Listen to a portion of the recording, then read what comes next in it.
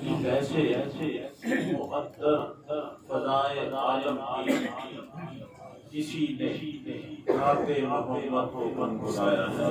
سبحان اللہ، سبحان اللہ، ذات محمد کو بن بلایا ہے، اور تمام درد زمانے کے بھول جاتا ہوں، تمام درد زمانے کے بھول جاتا ہوں، میرے حضور کی کملی کا مجھ پہ سایہ ہے۔ راتوں کا سلسلہ پونے 8 بجے تک عرض کیا تھا۔ آج ایک ہمارے نہایت ہی مہمان بزرگ تشریف فرما ہے، مغل صاحب یہ بڑی محبت والے ہیں، کہاں سے چل کے آتے ہیں اور باقاعدگی سے آتے ہیں۔ تو بزرگوں کی جو عزت توقیر کرنا یہ ہم سب پہ بڑا لازم ہے، اس کے بغیر بات بنتی نہیں ہے، اس کے بعد بات بنتی نہیں ہے۔ میرے آقا جو جہان سرور کونین صلی اللہ علیہ وسلم نے فرمایا کہ جو چھوٹوں پہ شفقت نہ کرے اور بڑوں کی عزت نہ کرے وہ ہم میں سے نہیں۔ اللہ حضور صلی اللہ علیہ وسلم کا ارشاد گرامی ہے، اور ہم حضور صلی اللہ علیہ وسلم کی رسالت پہ ایمان رکھنے والے ہیں۔ حضور صلی اللہ علیہ وسلم کا وہی فرمان ہے جو اللہ تعالیٰ کا فرمان ہے۔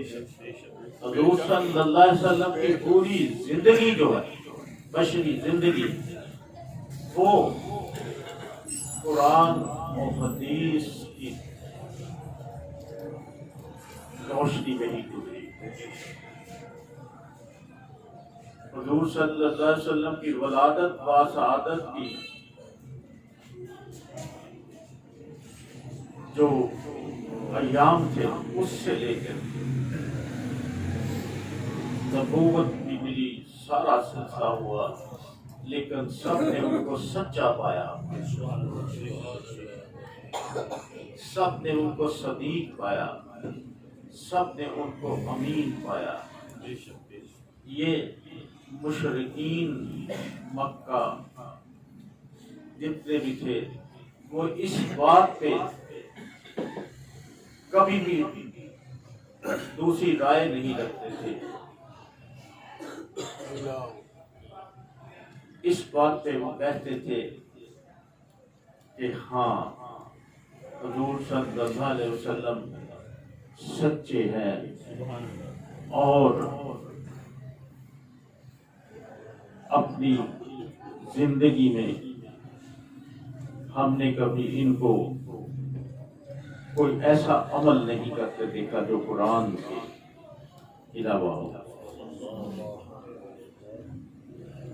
ہم سب الحمدللہ اس کی توفیق سے، اللہ تعالیٰ کے فضل و کرم سے صبح صادق ہوتے ہیں، حاضر ہوتے ہیں۔ یہ سب آپ بھی اس کا مشاہدہ کرتے ہیں کہ یہ جو درود محل والی محفل ہے، یہ نہ تو کسی کمرشل بنیاد پہ اس کا اہتمام ہوتا ہے، اور نہ ہی اس میں ایک دوسرے سے کسی کو فوقیت دی جاتی ہے۔ یہ جو بزرگ ہیں ان کو میں اس لیے کرسیوں پہ بیٹھنے کے لیے کہتا ہوں کہ نیچے بیٹھ کے تھک جاتے ہیں، ورنہ جو نیچے بیٹھتے ہیں ان کا بھی رتبہ ان سے کہیں زیادہ ہے، ان کا بھی مقام جو ہے وہ زیادہ ہے، کیونکہ جب انسان حضور صلی اللہ علیہ وسلم کی غلاموں کی حیثیت سے محفل پاک میں آتا ہے نا، تو اس کے دل میں پھر نہ تکبر کا خیال ہوتا ہے، نہ شر کا خیال ہوتا ہے، وہ خالصتاً حضور صلی اللہ علیہ وسلم کی محبت میں آتے ہیں. اور یہاں میں یہ کہنا بجا سمجھوں گا کہ آتے وہی ہیں جن کو حضور بلاتے ہیں. آتے وہی ہیں جن کو حضور صلی اللہ علیہ وسلم بلاتے ہیں. اللہ اکبر. اور یہ جو سب رونق، یہ سب صبح کا جو خوبصورت ماحول ہے، ہر آدمی مشغول میلے سب ہی اس سے لطف اندوز ہوتے ہیں. دل کو راحت ملتی ہے، دل کو چاشنی ملتی ہے. اور ایک اس وقت ہم یہ بھول جاتے ہیں، وہی تمام درد زمانے کے بھول جاتا ہوں، میرے حضور کی کملی کا مجھ پہ سایہ ہے. تو ہم جب محفل پاک میں اس قدر واقعیت ہوتی ہے تو پھر وہ جو تمام دنیا کے جمیلے ہیں وہ ہمارے قریب نہیں آتے. اور الحمدللہ اللہ تعالیٰ کی ذات مبارکہ ہماری اس حاضری کو قبول فرماتی ہے. اس کا واضح ثبوت یہی ہے کہ الحمدللہ درود محل کی رونقیں کم نہیں ہوتی بلکہ بڑھتی جا رہی ہے. عزت سے حضور صلی اللہ علیہ وسلم کی کا لنگر پاک، ان کی محفل کا لنگر ہوا تو ان کا وہ بھی بڑی چاہتوں سے، بڑی محبت سے تیار کیا جاتا ہے. اور الحمدللہ آپ دوست اس کو بڑے ہی سلیقے سے، بڑے ہی ادب سے بیٹھ کے نوش فرماتے ہیں. یہ ایسے رویے ہیں جو ہمیں خود بھی ان کو اپنانا ہے اور اپنی اولاد کو بھی اس کی رہنمائی کرنی ہے.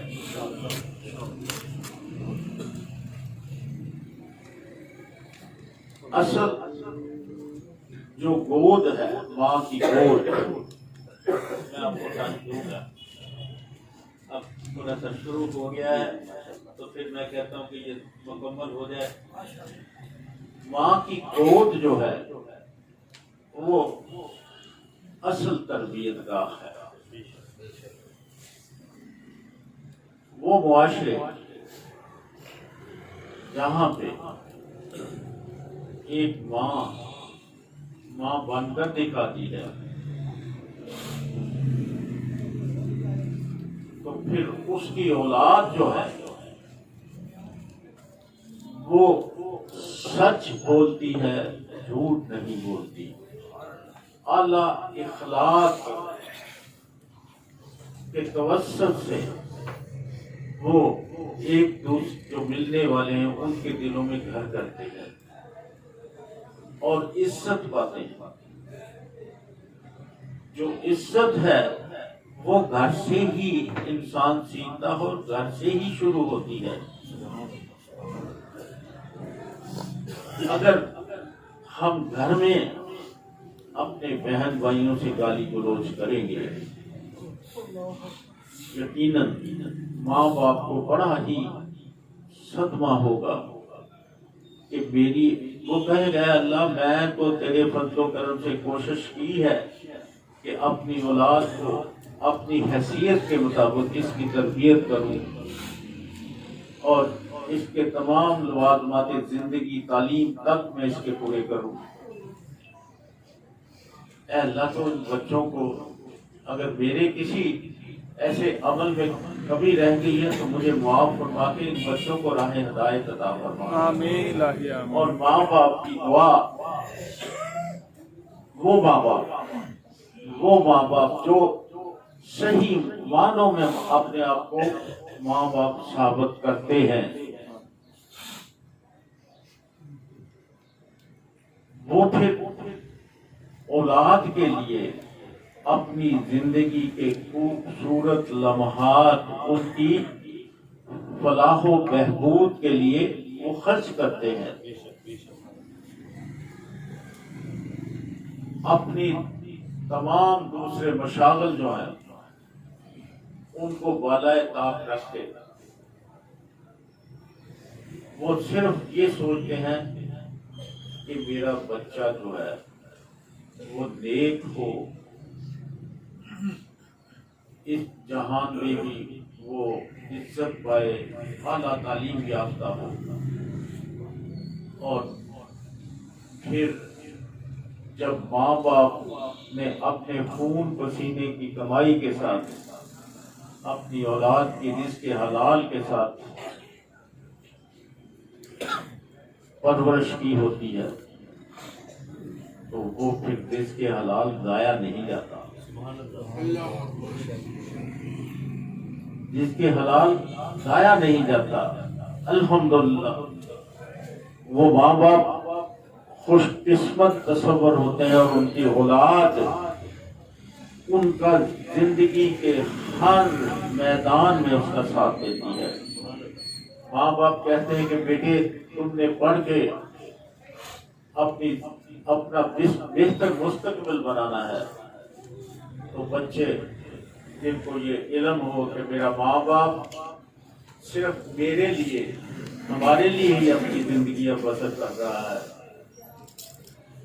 وہ ہم سے بہت پیار کرتا ہے، اپنی زندگی کے خوبصورت لمحات ہماری فلاح کے لیے مزدوری کرتا ہے، محنت کرتا ہے، اور شام کو تھکا ہوا گھر جب آتا ہے تو پھر وہ پیسے جو جتنے بھی کما کے لے کے آتا ہے تو وہ اپنی اہلیہ کو سپورٹ کرتا ہے کہ لو بھائی میرا جو کام تھا وہ میں کر آیا ہوں۔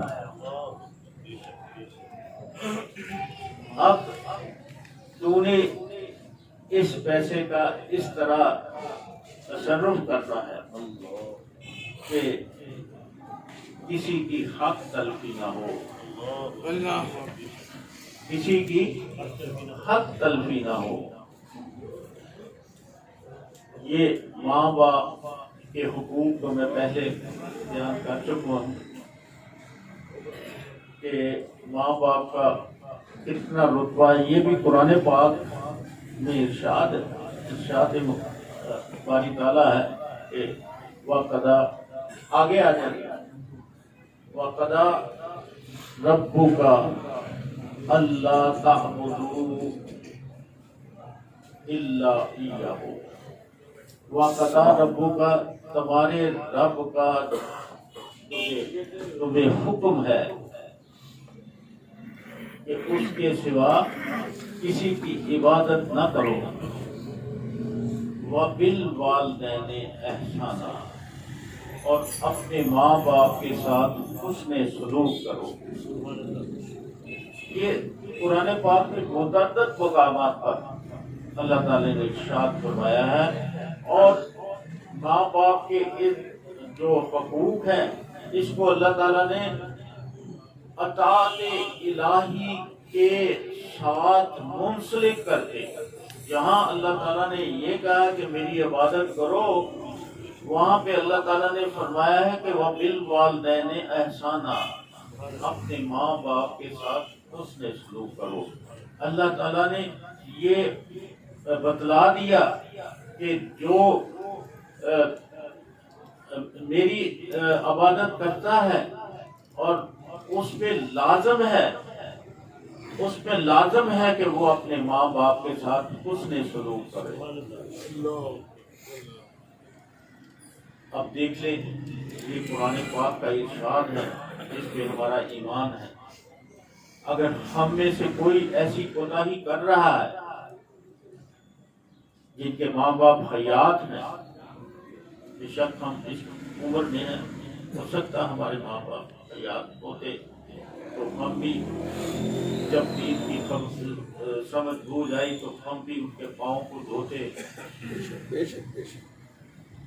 ان کا ماتھا چومتے، ان کے قدموں کا بوسہ لیتے، تو ہماری بھی جنت ہمیں مل جاتی ہے۔ اب تو پتہ نہیں ہے کہ اللہ تعالیٰ کو کیا منظور ہے۔ جب ہمارے ماں باپ زندہ تھے ہم نے ان کے ساتھ کیا سلوک کیا، اللہ اکبر۔ لیکن یہ اسی وقت ہوتا ہے جب انسان ناسمجھ ہو، جس کو دین کا علم نہ ہو۔ ہمیشہ دینی گھرانے جو ہیں وہاں پہ اللہ تعالیٰ کا بڑا فضل و کرم رہتا ہے، جہاں پہ ماں اچھی بات۔ وہ یورپ والے کہتے ہیں کہ اگر معاشرے کو بہتر بنانا ہے تو اچھی ماؤں کو پیدا کرو، اچھی ماؤں کو پیدا کرو۔ ماں باپ نے اپنے بچے کو ہر بات سے آگاہ کرنا ہے، یہ ماں باپ کے فرائض میں ہے۔ اس نے سب سے پہلے تو بچے کے ساتھ سچ بولنا، اگر کوئی اس کے ساتھ وعدہ کرتا ہے تو وہ پورا کرتا ہے۔ جب بچے کو یہ تربیت ہوگی کہ میرے والد صاحب سچ بولتے ہیں اور جو مجھ سے وعدہ کرتے ہیں وہ پورا کرتے ہیں، تو پھر بچہ کیا وہ اپنے باپ کی اس ادا کو اپنائے گا نہیں؟ بے شک بے شک بے شک، یقیناً وہ اپنے باپ کی تکلیف کرے گا، اللہ اپنے باپ کی تکلیف کرے گا۔ اللہ اب اولاد کے جو حقوق ہیں وہ بھی والدین، ایک تو میں نے عرض کر دیا نا کہ جب ماں باپ بوڑھے ہوں، ان میں دونوں میں سے یا ایک میں سے تمہارے پاس بڑھاپے کی عمر کو پہنچ جائے، یہ ایک پرانی منشور ہے جو اللہ تعالیٰ نے ہمیں سورہ بنی اسرائیل میں دیا ہے۔ اس میں کوئی ایسا نقطہ نہیں چھوڑا کہ جو ہماری سمجھ میں نہ آئے۔ اس میں اللہ تعالیٰ کیا فرماتا ہے کہ جب آپ کے والدین دونوں یا دونوں میں سے ایک تمہارے پاس بڑھاپے کی عمر کو پہنچ جائیں تو ان کے ساتھ اف تک نہ کرو، ان کے ساتھ اف تک نہ کرو۔ اللہ اکبر، یا رسول اللہ، نعرہ حیدری، یا علی، نعرہ غوثیہ، یا غوثیہ۔ اور ان کے ساتھ قولت کریمہ کا سلوک کرو۔ قولت کریمہ سے مراد یہ ہے کہ ان کے ساتھ ادب کے ساتھ پیش آؤ۔ اگر وہ کسی کام کے لیے آپ کو بلائیں تو اپنے تمام کام چھوڑ کر والدین کا حکم بجا لاؤ۔ جتنا مرضی ہمیں کام ہے، یہ کہنا اجازت نہیں، ہمارا دین یہ کہنا، ہمارے قرآن میں یہ اجازت نہیں دیتا کہ میں ان سے یہ کہوں کہ اچھا جی میں آنا، میں کام کرتا ہوں۔ اپنے کام کو چھوڑ دے اور ماں باپ کا حکم بجا لائے۔ جو کام رہتا ہے ان کا حکم بجا لانے کے بعد جب آپ کریں گے تو الحمدللہ یہ اللہ تعالیٰ پھر اس کا مددگار ہوگا، اور وہ کام اس کا رکے گا نہیں۔ جس کو وہ چاہتا تھا کہ میں پہلے یہ کر لوں، لیکن جب اس نے اپنے ماں باپ کو عزت دی، جب اس نے اپنے ماں باپ کو عزت دی تو ماں باپ کے دل سے کیا یہ نہیں نکلے گا کہ بیٹے تو نے تو حق ادا کر دیا ہے، ادب کا حق ادا، اب اس سے میں تجھ سے بہت خوش ہوں، وہ زبان سے اقرار کرے نہ کرے، لیکن اس کے دل میں تو یہ یقیناً آئے گا کہ میرا بیٹا کتنا اچھا ہے اللہ، تو اس کو زندگی کے ہر موڑ پہ اس کو ترقی، کامیابی، کامرانی عطا فرما۔ اور یہ وہ دعا ہے ماں باپ کی جو میرے آقا دو جہان سرور کونین صلی اللہ علیہ وسلم فرماتے ہیں کہ جو دعا ماں باپ اپنی اولاد کے لیے مانگتے ہیں وہ کبھی رد نہیں ہوتی۔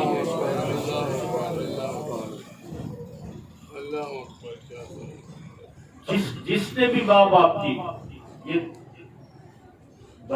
بڑی بڑی ہے دنیا، آپ پہ بھی مشاہدہ ضرور کرتے ہوں گے، جو اپنے ماں باپ سے محبت کرتے ہیں ان کو زندگی میں کبھی ناکامی نہیں ہوتی۔ میرے سامنے عمیر صاحب ہیں،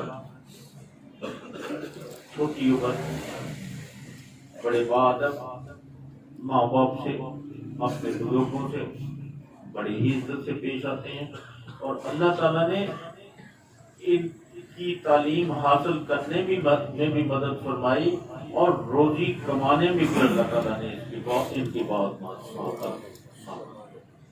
یہ وہ باتیں ہیں جو ہم محسوس نہیں، ہم بحیثیت اولاد محسوس نہیں کرتے۔ جو ماں باپ سے وفا کرتے تھے بہت، اس میں کوئی لکی چھپی بات نہیں۔ اللہ تعالیٰ نے فرما دیا کہ ماں کے پاؤں تلے جنت ہے، ماں کے پاؤں تلے جنت ہے، اور باپ جنت کا دروازہ ہے۔ اچھا، اب ماں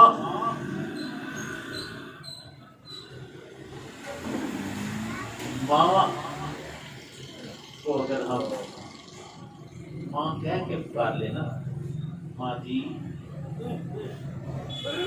ماں جی آپ کا کیسا حال ہے، ماں جی آپ ٹھیک ہیں، ماں جی کو میں آپ کی خدمت کر سکتا ہوں، یہ 3 بولی ہیں۔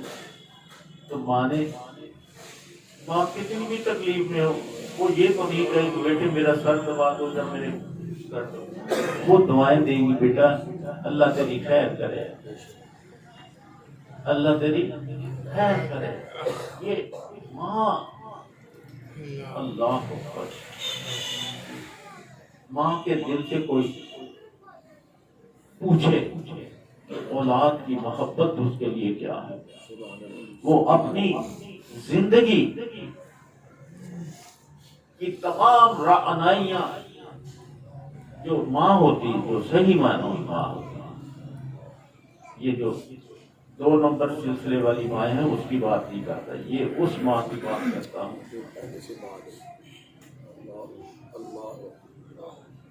جو جن کو اللہ تعالیٰ نے ماں بننے کی توفیق دی ہے، ان ماؤں کی بات کرتا ہوں، اس باپ کی بات کرتا ہوں جو اپنے حقوق پورے کرتا ہے۔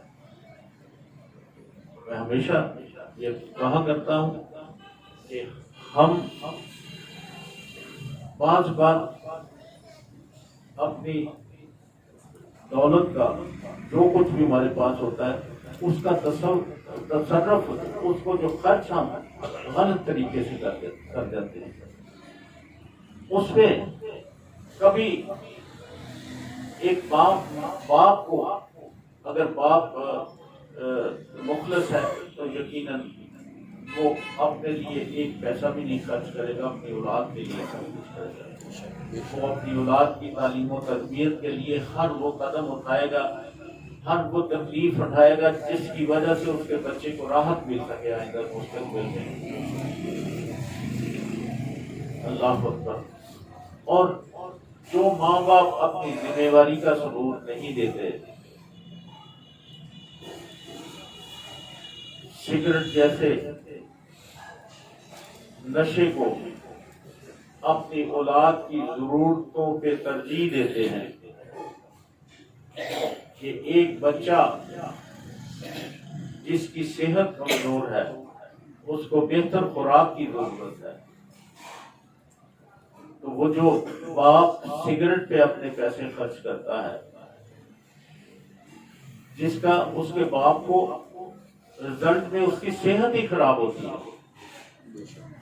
یہ جانتا ہے کہ یہ پیسے میں فضول خرچ کر رہا ہوں، لیکن اللہ تعالیٰ اسے توفیق ہی نہیں دیتا یہ سوچنے کی. اگر وہ یہ سوچ لے کہ میں جس نے میری زندگی کا سہارا بننا ہے، میں اس کی صحت کے لیے یہ خرچ کروں، اس کی تعلیم و تربیت کے لیے خرچ کروں، اس کو بتاؤں کہ اس دنیا میں، اس معاشرے میں رہنے کے کیا آداب ہیں، کیا آداب ہیں. ہر اچھائی برائی کے بارے میں بیٹھ کے اپنی اولاد سے جو ڈسکس کرتا ہے،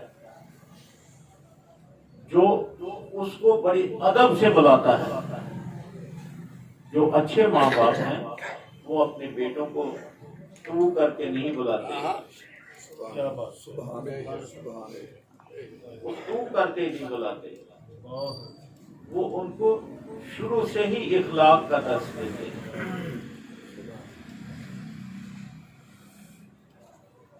ہمیں اپنے گھروں میں اسی طرح ہی ماحول پیدا کرنا ہے.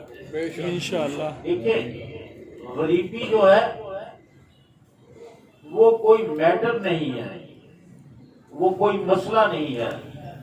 گھر میں اتفاق ہے تو ایک روٹی کو ہم 4 حصوں میں تقسیم کر کے 4 اس میں کھا سکتے ہیں.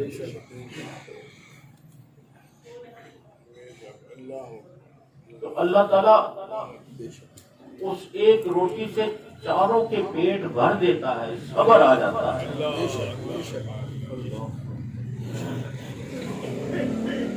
ایک دوسرے پہ قربان ہونے کا جذبہ پیدا ہوتا ہے.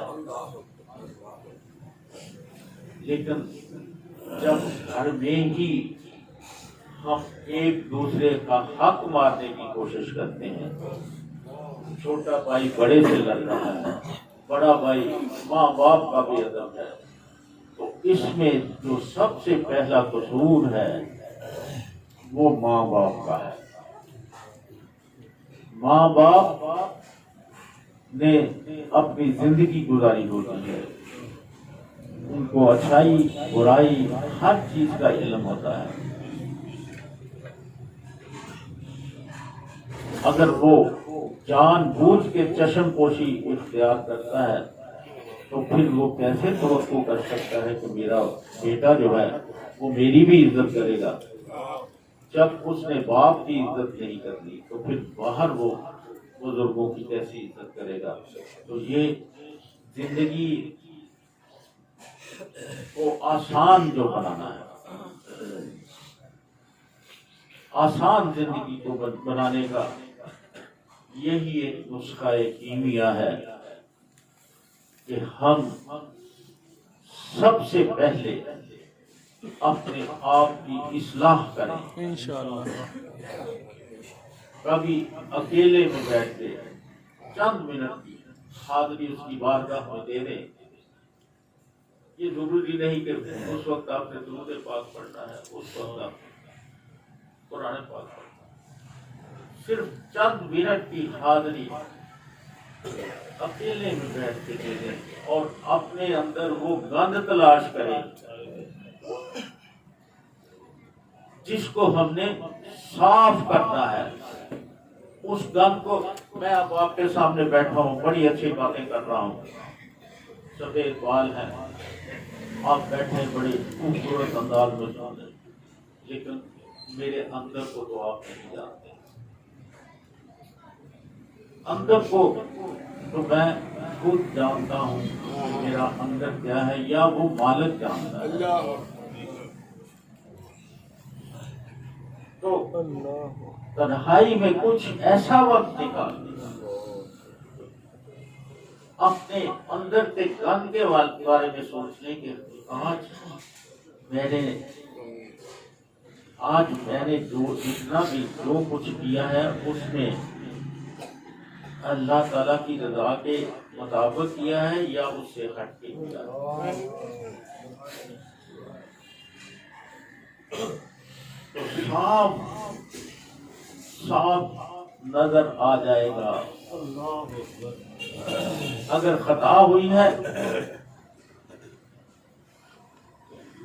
تو اللہ تعالی ابھی ہم نے یہی کہنا ہے کہ ہم سے خطا ہو گئی ہے، تو اللہ تعالیٰ کی ذات کتنی مہربان ہے، درگزر کرنے والی ہے۔ وہ کہتی ہے کہ تو اس دل میں سوچ لیا ہے نا، نادم ہو گیا ہے، تو میں نے تیری اس خطا کو معاف فرما دیا ہے۔ دل مطمئن ہو گیا کہ ہم نے اپنا گند جو ہے وہ نکال کے اللہ تعالیٰ سے دعا کی کہ یا اللہ یہ مجھ سے خطا ہوئی ہے تو مجھے معاف فرما دے۔ اور اللہ تعالیٰ کی ذات مبارکہ پہ ایمان جو تقویٰ ہے، توکل ہے، وہ یہی ہے کہ جب ہم اللہ تعالیٰ کے احکام کے مطابق زندگی بسر کرتے ہیں، اللہ تعالیٰ کے احکام کے مطابق زندگی بسر کرتے ہیں، حضور صلی اللہ علیہ وسلم کی سنتوں کو اپنانے کی کوشش کرتے ہیں، تو اس سے ہمارے جو دل کی صفائی بھی ہوتی ہے، اور جو منزل کی طرف ہم جانا چاہ رہے ہیں اس میں پھر کوئی موڑ وغیرہ نہیں آتا، وہ سیدھی منزل ہمیں لے جاتی ہے۔ آمین۔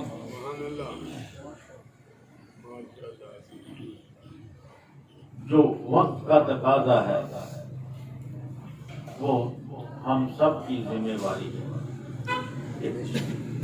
پہلے اپنے آپ کو درست کرے، اس کے بعد اپنے گھر والوں کو درست کرے انشاءاللہ۔ ان کو وہی جب دیکھے، جب بچے کو پتا ہے کہ میرا والد جھوٹ نہیں بولتا، میرا والد بڑا نیک ہے، نماز پڑھتا ہے، ہمارے لیے دعائیں کرتا ہے، ہمارے لیے کما کے لاتا ہے، ہماری ضرورتوں کا خیال رکھتا ہے، اپنے منہ سے نکال کے ہمارے منہ میں نوالا ڈالتا ہے، تو وہ پھر جب ماں اس بچے کی تربیت کرتی ہے کہ بھئی اپنے باپ سے پیار کرو، اللہ اکبر، تو پھر وہ الحمدللہ الحمدللہ وہ بچے ہمیشہ کے لیے اچھے ہو جاتے ہیں اور ماں باپ کا بھی سہارا بنتے ہیں، اور اپنے عزیز و اقربا، دوست احباب، یہ ضروری نہیں ہے کہ ہم پیسے سے ہی کسی کی مدد کر سکتے ہیں۔ ہمیں تو ایک گرتے ہوئے دوست کو، بہن یا بھائی کو اٹھانے کے لیے ایک اچھی بات کہتے ہیں کہ بھائی اللہ کے فضل و کرم سے اب تک اللہ تعالیٰ نے یہاں تک پہنچایا ہے، اس میں ہماری کون سی خوبی ہے؟ یہ اس کے کرم سے ہی یہاں تک پہنچے ہیں۔ تو میں اللہ تعالیٰ کے فضل و کرم سے آپ کے ہر دکھ درد میں شریک ہوں، میں آپ کے ہر دکھ درد، اتنی سی بات ہے جب بہن یا بھائی کو یہ پتہ چلے گا کہ میرا بھائی میرے لیے یہ جذبات رکھتا ہے، تو کیا وہ بہن بھائی عزت نہیں کرے گی؟ بے شک۔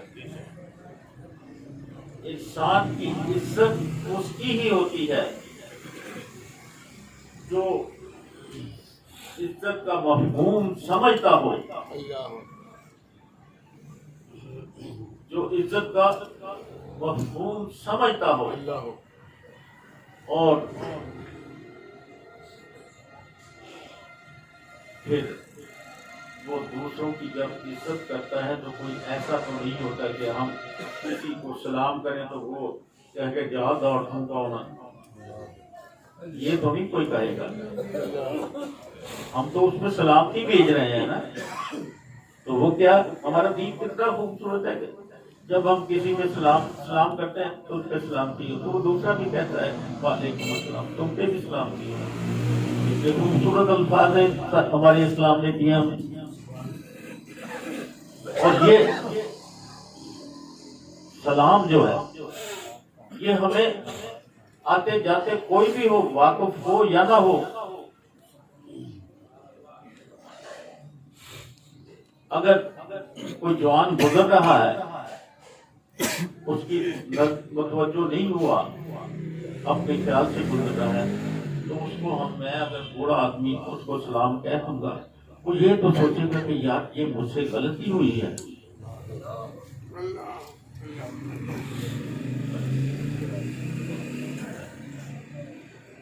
مجھ سے غلطی ہوئی یار، اس بوڑھے آدمی نے مجھے سلام کیا ہے۔ تو اسی طرح پھر معاشرے بنتے ہیں، اسی طرح عزتیں بنتی ہیں، اسی طرح پیار پیدا ہوتا ہے۔ اللہ تعالیٰ ہمیں توفیق عطا فرمائے۔ مندر صاحب، میں ہمیشہ آپ دوستوں سے یہ شرمندہ ہی رہتا ہوں کہ محفل میں بیٹھ کے وہ ٹائم فکس ہو جاتا ہے، لیکن اسی پر پھر